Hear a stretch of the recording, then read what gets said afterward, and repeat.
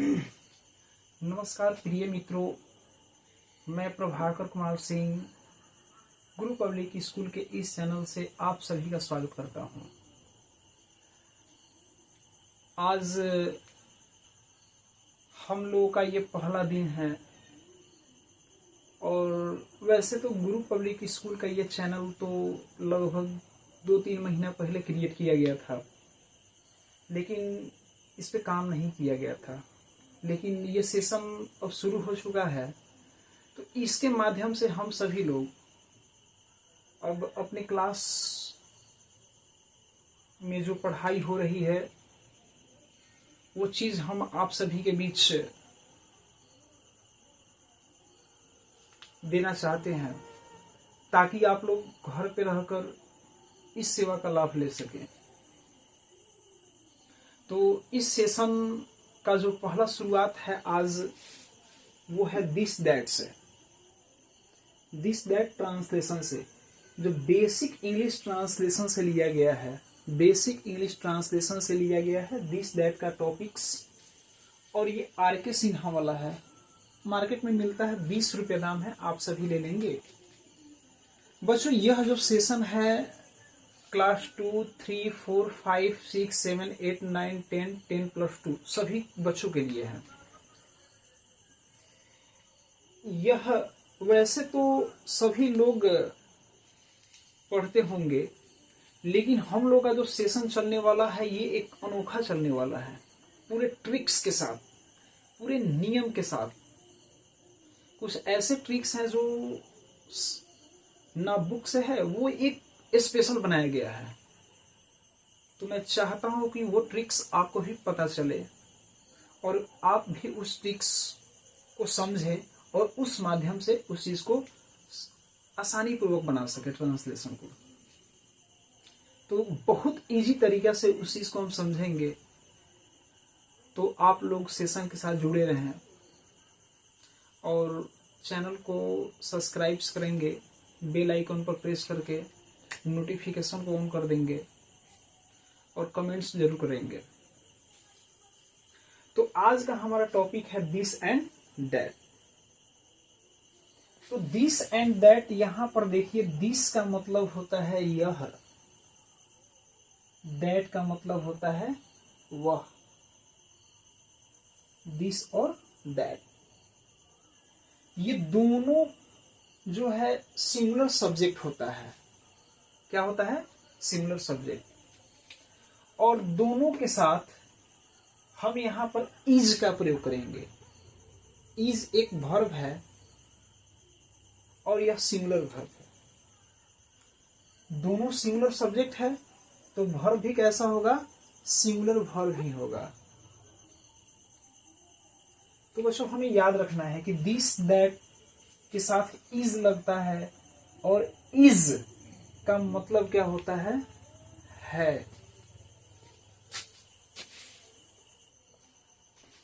बस यहां पे हम देख रहे हैं कि इस वैसे तो सभी बच्चे ट्रांसलेशन को बना देते हैं, जितने भी टीचर्स हैं पढ़ाते हैं तो वो ही समझा देते हैं, लेकिन मेरा स्टाइल थोड़ा अलग है उन लोगों से। इसलिए आपको लगातार सेशन को देखना होगा शुरू से अंत तक, तब जाकर आपको पता चलेगा। वो पूरे मस्ती के साथ हम लोग पढ़ेंगे, खूब मस्ती के साथ। बस आपको ये पूरे वीडियो देखना पड़ेगा।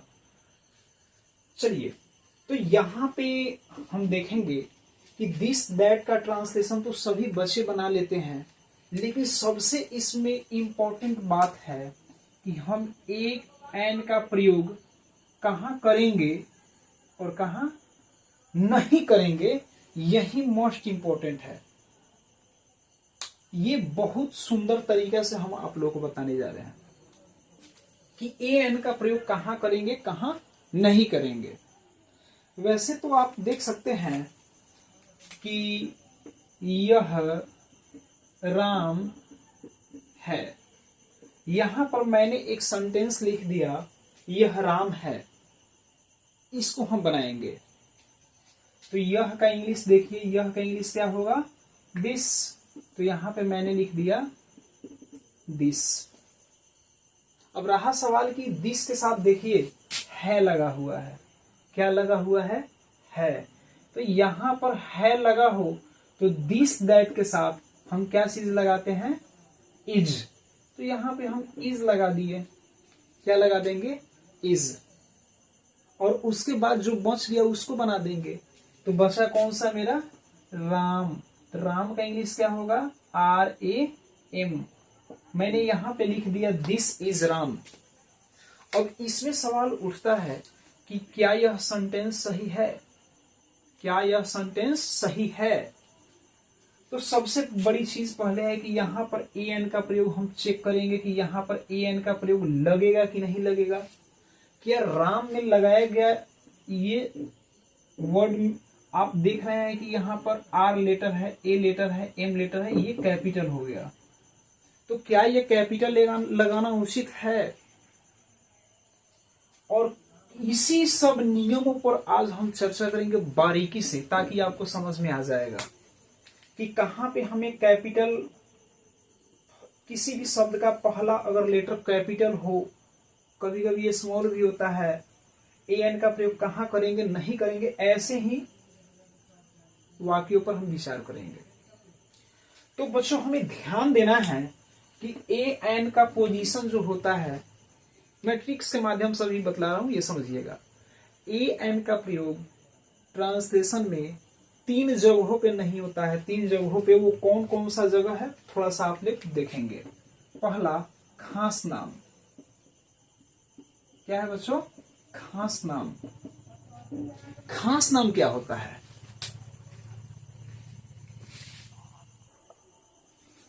तो यहां पे बच्चों हम देख रहे हैं कि खास नाम, ये 3 ऐसे रूल्स है, इसी के माध्यम से आपका पूरा ट्रांसलेशन बन जाएगा। खास नाम, खास नाम लड़का लड़की, गांव शहर, देश राज राजधानी का खास नाम होना चाहिए। अब कहिएगा कि ये खास नाम क्या होता है, तो बच्चों इंग्लिश में तो इसे प्रॉपर नाउन कहते हैं, लेकिन खास नाम को आपको सबसे पहले डिफरेंस को समझना होगा, तभी आप बना पाएंगे। जैसे यहां पे मैंने लिख दिया लड़का, क्या लिख दिया, लड़का, तो ये खास नाम नहीं हुआ। लेकिन लड़का का नाम रख दीजिए ना, किसी भी लड़के का नाम रख दीजिए आप, जैसे राम, मोहन, दिनेश, ऐसे जितने भी सारे लड़का का नाम होगा वो सब का सब खास नाम होगा, प्रॉपर नाउन है, व्यक्तिवाचक संज्ञा है। दूसरी चीज, आप लड़की इधर लिख दीजिए, तो ये खास नाम नहीं है, ये दोनों खास नाम नहीं है। लेकिन जब किसी लड़की का हम नाम रख देते हैं, सीता, गीता, ठीक है ना, रानी, ये सबका सब खास नाम हो गया। उसी तरह गांव का नाम, किसी भी गांव का नाम ले लीजिए, कोहबरवा, बड़हड़वा, कसवा, हनुमान नगर, मोहम्मदी, शिकारगंज, ये सब खास नाम हुआ। आप शहर का नाम ले लीजिए, मोतिहारी, पटना, मुजफ्फरपुर, छौड़ादानो, रक्सौल, ये सिटी है, सिटी, छोटा छोटा सिटी भी है, बड़ा बड़ा सिटी हो, महानगर का नाम हो, शहर। देश, देश का नाम, हम लोग कहाँ रहते हैं, भारत देश में रहते हैं, तो भारत होगा, प्रॉपर नाउन, खास नाम हो गया। आप किसी राज्य का नाम ले लीजिए, बिहार राज्य में रहते हैं, उड़ीसा एक राज्य है, झारखंड एक राज्य है, वहां पर an का प्रयोग नहीं होगा। राजधानी का नाम, राजधानी का नाम पटना है ना, बिहार की राजधानी पटना, झारखंड की राजधानी रांची। तो आप इन खास नामों में an का प्रयोग नहीं करेंगे, नंबर 1 नियम ये है। दूसरा है बच्चों, जिसको मापा जाता है, मापा जाता है, लीटर देखे हैं, लीटर गांव देहात में, वो लीटर, उसी से हम लोग किसी चीज को मापते हैं। मापने की प्रक्रिया, डीजल को मापते हैं, पेट्रोल को मापते हैं कि नहीं, मिट्टी तेल को मापते हैं, उसके ये दूध को मापते हैं, पानी, देखिएगा ना। तो हम, मेरे कहने का मतलब है बच्चों कि जो देखने में लिक्विड हो, लिक्विड यानी पानी के जैसा हो, जो पानी के जैसा हो, द्रव्य हो, जो लिक्विड फॉर्म में हो कि नहीं, वही बच्चों अनकाउंटेबल नाउन होता है। और उसी को हम लोग मापते हैं बच्चों, और उसको उसमें हम लोग एन का प्रयोग नहीं करते हैं। जो पानी की तरह देखने में लगे उसमें एन का प्रयोग ही नहीं करना है। देखिए हम एग्जाम्पल कुछ दे रहे हैं, जैसे दूध पानी के जैसा है, पानी तो पानी के जैसा है। आंख से जो आंसू गिरता है वो भी पानी के जैसा है कि नहीं। खून आपके और हमारे ब्लड क्या है बच्चों, भेन में नस में क्या है, ब्लड है, वो भी पानी के जैसा है। आप कलम, ये मार्कर में हम इंक डालते हैं, वो भी क्या है, पानी के जैसा होता है कि नहीं। तो जितने भी पानी के जैसा दिखने वाला चीज हो, तेल हो गया कि नहीं, दूध हो गया, शहद जो बाजार में बिकता है ना, मध जिसे हम लोग बोलते हैं, वो भी पानी के जैसा होता है। तो जो पानी के जैसा हो उसमें हम लोग एन का प्रयोग नहीं करेंगे, इसको गांठ बांध लीजिए। चलिए तीसरा बच्चों है, जिसे तौला जाता है परंतु गिना नहीं जाता है, तौला जाता है। अच्छा आप लोग तराजू देखे होइएगा ना, तो तराजू देखे होइएगा तो बच्चों जब उस पे हम कोई सामान को रखते हैं, उसको वजन करते हैं, तो आप वजन करते हैं दो टाइप से। एक वैसा चीज जिसे आप गिन लेते हैं, जैसे हम 1 केजी सेव अगर जोख कर आपको देंगे तो आप नहीं गन लीजिएगा, गन लीजिएगा। तो वैसा यानी तराजू पर तौलने वाला चीज जिसे हम नहीं गिन सकते हैं, देखिए यहाँ पर लिखा हुआ है जिसे तौला जाता है परंतु नहीं गिना नहीं जाता हो। अब जैसे चावल हम 1 किलो जोख कर देंगे तो आप गिन लीजिएगा, नहीं ना गिनाएगा जी, नहीं गिनाएगा। चावल, आटा, धान, सरसों, बंगला, ये सब गिन पाइएगा, नहीं गिन पाइएगा। तो जिसको हम नहीं गिन पाएंगे ना तो उसमें एन का प्रयोग नहीं होगा। तो बच्चों हमें याद रखना है, ये 3 ऐसे हमें नियम है जिसके साथ हमें एन का प्रयोग बच्चों नहीं करना है, याद रखिएगा। ट्रांसलेशन में अगर ये चीज, इस 3 चीजों को देखने को मिलेगा तो उसमें हम एन का प्रयोग नहीं करेंगे, ठीक है, साफ दिमाग। और इस तीनों से बाहर का अगर मिले ना तो आंख बंद करके सब में एन लगाते चले जाइएगा, यही ट्रिक्स है बच्चों। जैसे हम समझेंगे यहां पर दे दिया बच्चों कि यह राम है, यह राम है। ट्रांसलेशन बनाने के लिए सबसे पहले बच्चों ध्यान देंगे कि जब भी ट्रांसलेशन बनाएंगे तो हम पहला लेटर कैपिटल से लिखते हैं। क्या चीज से लिखते हैं? कैपिटल, यानी बड़ा अक्षर से लिखते हैं। इंग्लिश जब भी लिखिए बड़ा कैपिटल लेटर से लिखिए। तो हमने यहाँ पर यह का इंग्लिश लिखना है, तो यह का इंग्लिश देख लीजिए, यहाँ पर क्या है, दिस। तब पहला लेटर हो कैपिटल लिखेंगे THIS, दिस लिख दिए। और दिस के बाद हमें क्या लगाना है, इज, यहाँ पर इज लगाएंगे। याद रखें कि बच्चों राइटिंग बनाना हो तो इतना छोड़ देना है, बीच में गैप करके देना है ताकि सुंदर लगे, साफ सुथरा हो। ये नहीं कि सटा सटा कर, बहुत से बच्चों को देखते हैं सटा सटा कर, दे पर सटा सटा कर लिखते हैं, दिस यहाँ पे इज यहाँ पे सटा देंगे, वो गलत हो जाता है, अच्छा नहीं लगता ना, सुंदर भी नहीं है। तो आप बीच में गैप कम से कम 1 उंगली के बराबर दे दीजिएगा, ठीक है। तो दिस इज राम, क्या हो जाएगा, राम। बच्चों हमेशा आपको याद रखना है कि राम का जो इंग्लिश है ना, वो हम यहाँ पे 1 उंगली छोड़कर RAM लिखेंगे। आपके मन में सवाल आता होगा कि यहाँ पर R आप बड़ा क्यों लिखे हैं, तो यही तो आपको समझना है कि खास नाम जितना भी होगा ना उसका पहला लेटर कैपिटल लिखना है। पहला लेटर का लिखेंगे कैपिटल, बड़ा का ABCD वाला लिखेंगे, पहले का अक्षर। अब बाकी सब का हो जाएगा छोटका हो जाएगा, याद रखिएगा, ठीक है। तो देखिए ना, पहले का अक्षर बड़ा का, बाकी सब छोटका। और एक और बहुत सुंदर ट्रिक्स है, ये खास नाम क्या होता है, तो हमेशा याद रखना है खास नाम वही होगा जिसका हिंदी उसी टाइप से उसका इंग्लिश आएगा। हिंदी में लिखेंगे राम, इंग्लिश में ही राम होगा। सीता लिखेंगे हिंदी में तो उसका इंग्लिश भी सीता ही बनेगा। अब ऐसा नहीं कि यहाँ पर हम लिख दिए राम तो इसका आप अंग्रेजी बनाइएगा पेन, ऐसा हो सकता है नहीं ना बच्चों, ये वर्ड मीनिंग हो गया। तो वर्ड मीनिंग को समझना है कि इंग्लिश कुछ और होता है और इसका हिंदी कुछ और निकलता है। जैसे PEN, पेन माने बच्चों क्या हो जाता है, कलम, ठीक है ना। तो ये वर्ड मीनिंग हो गया, कलम का वर्ड मीनिंग पेन, लेकिन राम का इंग्लिश क्या हो जाता है, RAM। तो हमेशा बच्चों याद रखना है कि राम का वर्ड मीनिंग राम नहीं है। यहाँ पर राम का अंग्रेजी हम लोग क्या बनाते हैं, राम ही बनाते हैं। तो जिस हिंदी का सेम इंग्लिश में ट्रांसफर कर दिया जाता है तो बच्चों वही क्या कहलाता है पता है आपको, वही खास नाम होता है बच्चों। और खास नाम में हमेशा याद रखना है कि पहला लेटर हम कैपिटल से लिखते हैं, बाकी सब स्मॉल लेटर से हो जाता है, याद रखना है। तो समझे वैसे कि यह राम है तो दिस इज, ठीक है ना, दिस इज राम का इंग्लिश राम ही बनेगा, मतलब ये खास नाम हो गया। हमेशा याद रखना है कि राम, सीता, सीता का इंग्लिश सीता बनेगा, गीता का इंग्लिश गीता बनेगा, मतलब वो खास नाम है। जिसका जो सेम इंग्लिश में कन्वर्ट हो जाए समझ जाना है खास नाम है। पहला लेटर कैपिटल लिखेंगे, बाकी सब स्मॉल। बच्चों यहाँ पे हमें याद रखना है कि ए एन का प्रयोग होगा कि नहीं होगा, कि नहीं, ए एन का प्रयोग होगा कि नहीं, नहीं होगा।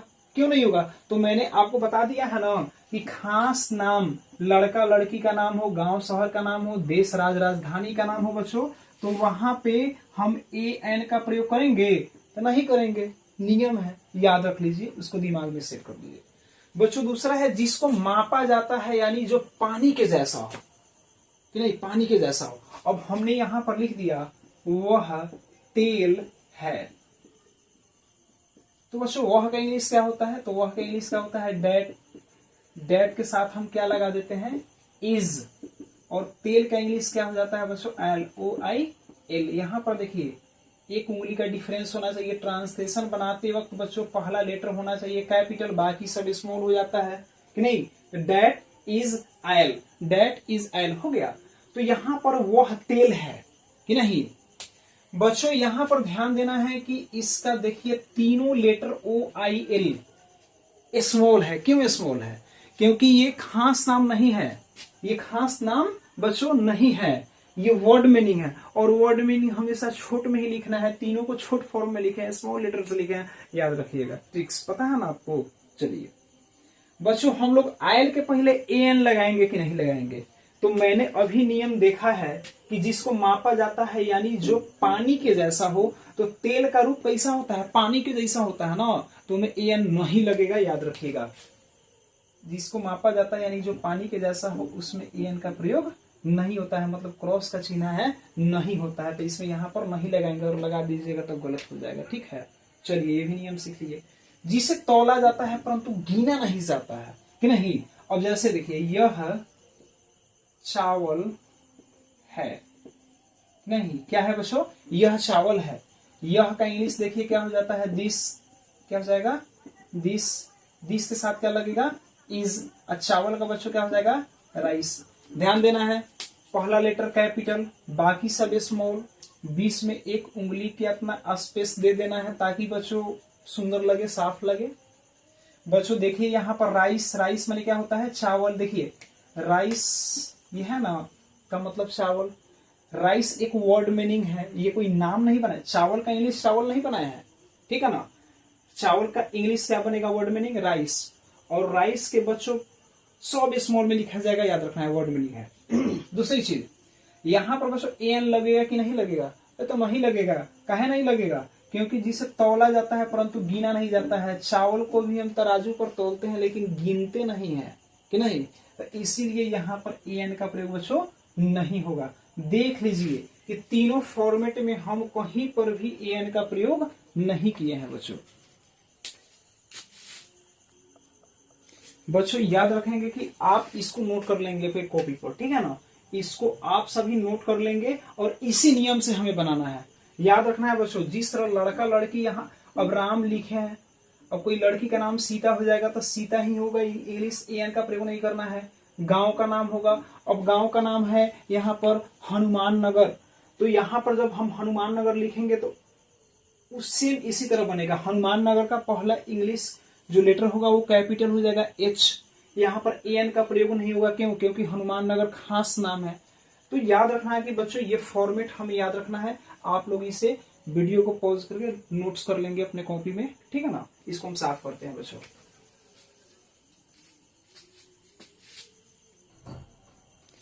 चलिए बच्चों, तो अब ध्यान देंगे कि हमने सीख लिया कि ए एन का प्रयोग कहाँ होता है। अब हम सीखेंगे ए एन का प्रयोग कहाँ नहीं होता है, मैंने सीख लिया। अब हम लोग ए एन का प्रयोग कहाँ करेंगे उस नियम को पढ़ेंगे, ठीक है ना। कहाँ करेंगे ए एन का प्रयोग हमें ध्यान देना है। तो बच्चों मैंने यहाँ पर एक वाक्य लिखा है कि यह आम है। क्या है बच्चों? यह आम है। मैंने लिख दिया यह आम है। तो आप सबसे पहले इसका इंग्लिश बनाइए। यह का इंग्लिश क्या होगा? दिस, THIS, दिस माने यह। और दिस के साथ क्या लगता है पता है ना? इज। आम का क्या हो जाएगा बच्चों? MANGO। चलिए बच्चों, तो हम अपने ट्रिक्स का अप्लाई अब खूब बढ़िया तरीका से करेंगे कि नहीं। देखिए, यह आम है, खास नाम, लड़का लड़का। अच्छा एक बात बतलाइए, ये आम कथी लड़का लड़की के खास नाम है? गांव शहर का नाम है? देश राजधानी का खास नाम है? नहीं है, खास नाम ये नहीं है। अगर खास नाम रहता तो आम जो है ना, आम, इसका इंग्लिश हम लोग बनाते AAM, यही ना आम बनाते। ए से आकार से ए, तब एम से म, आम हो गया।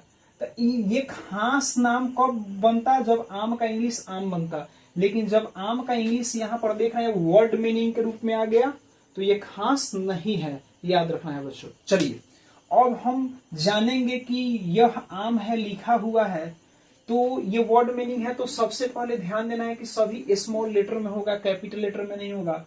दूसरी चीज है कि यहाँ पर हम एन का प्रयोग करेंगे कि नहीं करेंगे। तो बच्चों यहाँ पर ए का प्रयोग हम करेंगे। अब कहिएगा क्यों करेंगे? तो चलिए नियम को पढ़िए। जिसको मापा जाता है यानी जो पानी के जैसा हो। अच्छा एक बात बतलाइए, आम को हम लोग क्या पानी के जैसा होता है, इसको लीटर से मापते हैं? नहीं, याद रखना है। चलिए ये दो नियम फेल हो गया।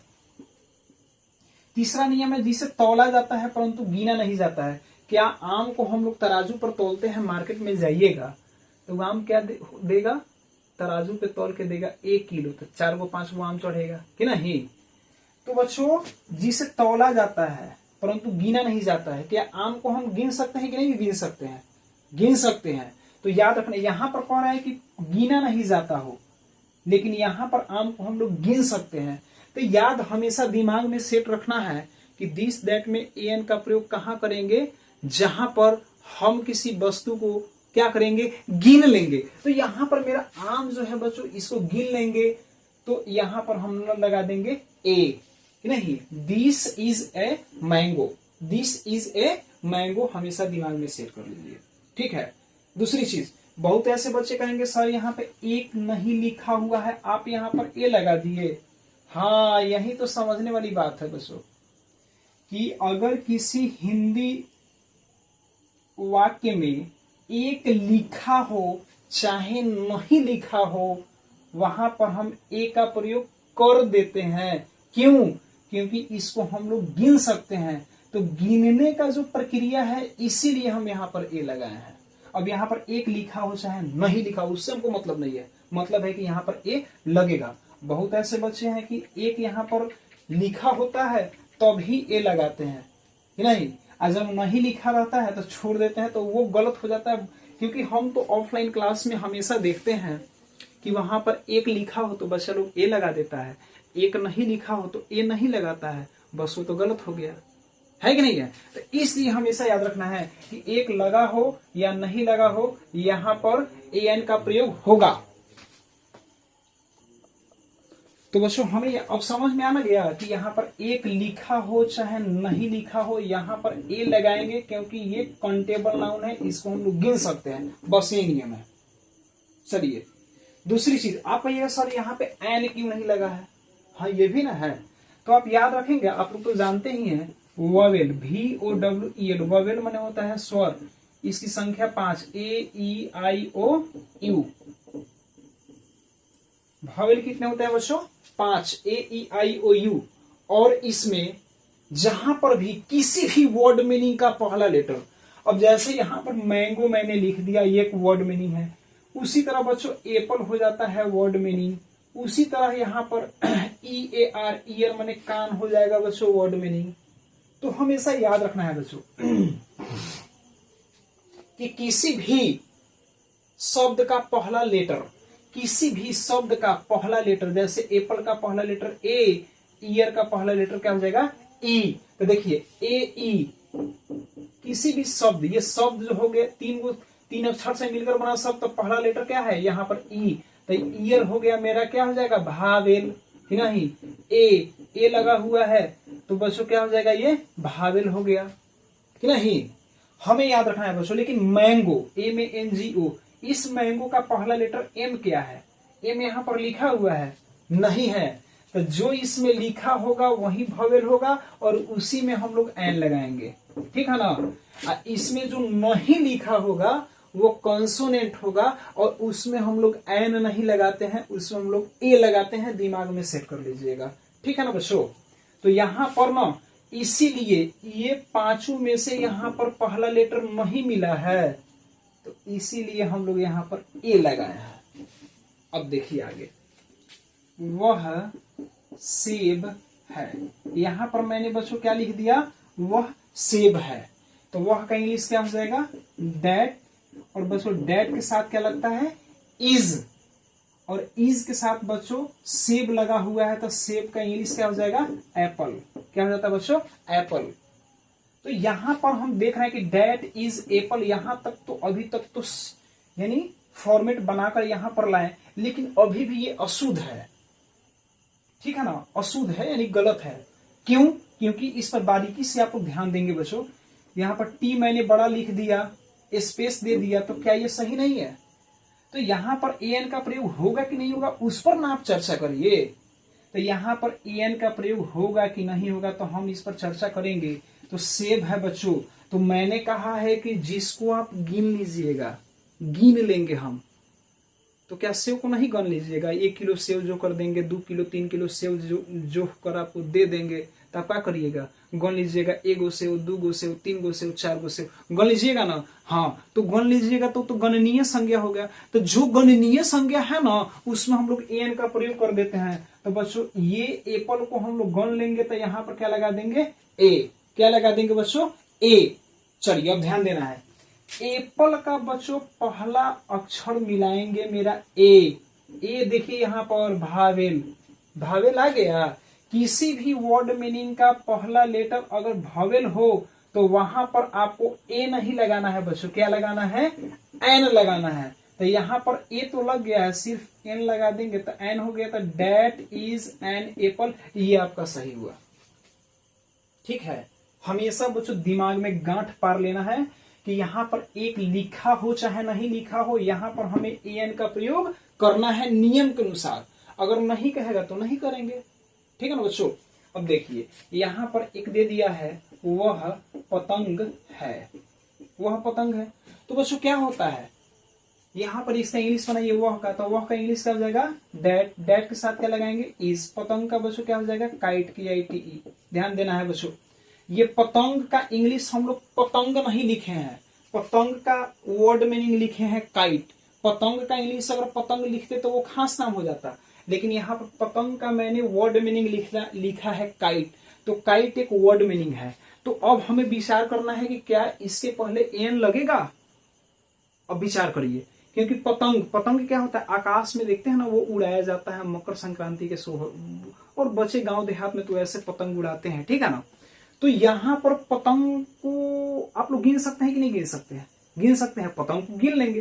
तो जिसको हम लोग गिन सकते हैं उसमें तो ए फिक्स लगेगा, तो लगा दिए हम ए यहाँ पर, ही नहीं। तो कहिएगा सर जी एन क्यों नहीं लगाया है? अरे भाई तो यहाँ पर इंग्लिश देखिए ना क्या लिखा हुआ है KITE। तो इसका पहला वो इस वर्ड मीनिंग का यानी पतंग का वर्ड मीनिंग जो है पहले का लेटर के, क्या इसमें है इसमें नहीं है। तो नहीं है तो एन काहे लगेगा, नहीं लगाएंगे, सीधे ए लगा देंगे। मतलब है कि काइट का पहला लेटर के जो है ना वो कॉन्सोनेंट है, और कॉन्सोनेंट के पहले बच्चों हम लोग ए लगाते हैं, याद रखिएगा। तो बच्चों यही मेरा नियम है, यही मेरा प्रोसेस है। इसी के माध्यम से आप लोग ट्रांसलेशन को बना पाइएगा, दिस एंड दैट वाला। तो बच्चों हमें याद रखना है कि दिस एंड दैट आज का जो टॉपिक है उसके सभी नियमों को मैंने जाना कि एन का प्रयोग कहाँ होगा कहाँ नहीं होगा। आप सभी बच्चे बेसिक ट्रांसलेशन लेंगे और वहां से एक्सरसाइज 12 से लेकर, देखिए यहाँ पर लिखा वो साफ कर दिया है, एक्सरसाइज 12 से लेके 19 तक दिया हुआ है दिस और दैट ट्रांसलेशन। उसको आप लोग इस नियम को पढ़िए, नोट्स करिए और आप लोग बैठ के घर पे बनाइए। और मैंने एक वीडियो बनाएंगे जो एक्सरसाइज से संबंधित होगा। उस एक्सरसाइज में दिस एंड दैट के जितने भी आपको बनाया हुआ वर्ड ट्रांसलेशन है, आप जाकर देख सकते हैं, आप अपना मिलान कर सकते हैं कि कितना गलत हुआ कितना सही हुआ। ठीक है बच्चों, तो ये मेरा सेशन का आज पहला दिन है। तो आज का टॉपिक इतना ही, फिर अगले दिन हम दीज एंड दोज नियम का टॉपिक लेकर आएंगे आप सभी के बीच। तब तक के लिए धन्यवाद, शुभ रात्रि। अभी तो टाइम वही 9:35 हुआ है। सेशन रात में ही बनता है, दिन में तो हल्ला उल्ला बहुत ज्यादा होता है, इसीलिए रात में ही बनाना पड़ता है। तो बच्चों आप लोग अच्छा से पढ़े, बढ़िया से पढ़े और हमें बतलाएं कि आपको कहाँ नहीं समझ में आया हुआ है। इसमें आप कमेंट्स जरूर करेंगे, जिसका हम जवाब आप लोग को जरूर देंगे कि किस सेशन में कहाँ पे कुछ प्रॉब्लम है, दिक्कत है, आप पूछ सकते हैं। जहाँ पे कुछ दिक्कत हो, कुछ परेशानी हो तो आप हमें बताइए, मैं उसका निदान आपको कमेंट्स के द्वारा या वीडियो के माध्यम से फिर मैं आपको अगले वीडियो में दीज दूज का जब हम टॉपिक शुरू करेंगे कल, तो वहां पर मैं आप लोगों को बतलाऊंगा।